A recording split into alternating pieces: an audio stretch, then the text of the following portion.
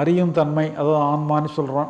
நம்ம எல்லாத்தையும் உணரக்கூடிய ஒரு தன்மை, உணரும் தன்மை நமக்குள்ளே இருக்குது. அந்த உணரும் தன்மை வந்து நம்ம புலன்கள் வழியாக வருது. கண் வழியாக வரும்போது பார்க்க முடியுது, காது வழியாக வரும்பொழுது கேட்க முடியுது. இதே மாதிரி நம்முடைய மெமரி மூலமாக வெளிப்படும் பொழுது அதுக்கு பேர் மனசு. புலன்களையாக வரும்போது புலன் நுகர்ச்சி, மெமரி வழியாக வரும்பொழுது அதுக்கு பேர் மனசு. மனசுன்னுட்டு பெர்மனன்ட், அது ஒரு இந்த புலன் ஒரு வெளிப்பாடு மாதிரி ஒரு மனதினுடைய வெளிப்பாடு தான். அவ்வளோ ஒரு டெம்பரரியாக வரக்கூடிய ஒரு வெளிப்பாடு. உண்மையில் இங்கே பெர்மனண்ட்டாக மனசுன்ட்டு கூட ஒன்றும் கிடையாது. ஆனால் நாம் என்ன பண்ணிடுறோம், அந்த மனசில் தான் பிரச்சனைன்ற மாதிரி சொல்லி என்னெல்லாமோ சொல்லிகிட்டு இருக்கிறோம். ஆனால் உண்மையிலேயே மனசுன்னுட்டே ஒன்றுமே கிடையாது. எல்லாமே மொமெண்ட்ரியாக தான். அது இயற்கையினுடைய அமைப்பு அப்படி தான் இருக்குது. எல்லாம் வருது போகுதுங்கிற மாதிரி எல்லாமே வந்து போயிட்டே இருக்கு. மனசும் கூட அதே மாதிரி தோண்டி மறைஞ்சிக்கிட்டே இருக்கு. பெர்மனண்ட்டாக அங்கே ஒன்றுமே கிடையாது. நம்ம மெமரி கூட பெர்மனண்ட்னு சொல்லலாம். ஏன்னா அது வந்து ஒரு நினைவுங்கிறது, ஒரு குறிப்புங்கிறது ஒரு ரெக்கார்டு மாதிரி பதிவு ஆயிருக்கு. அது ஒன்றும் பெர்மனண்ட்னு சொல்லலாம்.